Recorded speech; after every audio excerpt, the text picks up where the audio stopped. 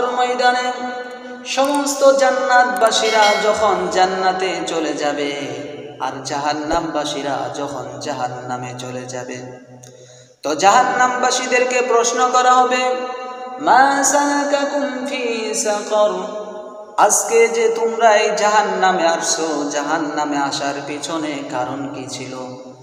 তো জাহান্নামবাসীরা উত্তর দিবে, ক্বালু লাম নাকু মিনাল মুসাল্লিন। জাহান্নামবাসীরা উত্তর দিবে, আজকে যে আমরা জাহান্নামে আসছি, এই জাহান্নামে আসার পিছনে এক নাম্বার কারণ হচ্ছে লাম নাকু মিনাল মুসাল্লিন, আমরা দুনিয়ার বুকে নামাজ আদায় করি না।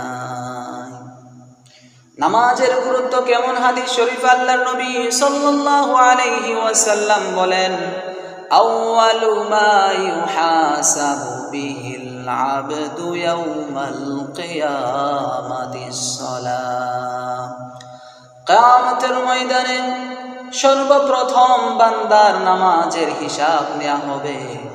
অতএব যদি কোনো বান্দার নামাজের হিসাব সঠিক বলে বিবেচিত হয়, তাহলে তার অন্যান্য আমলগুলো সঠিক বলে বিবেচিত হবে।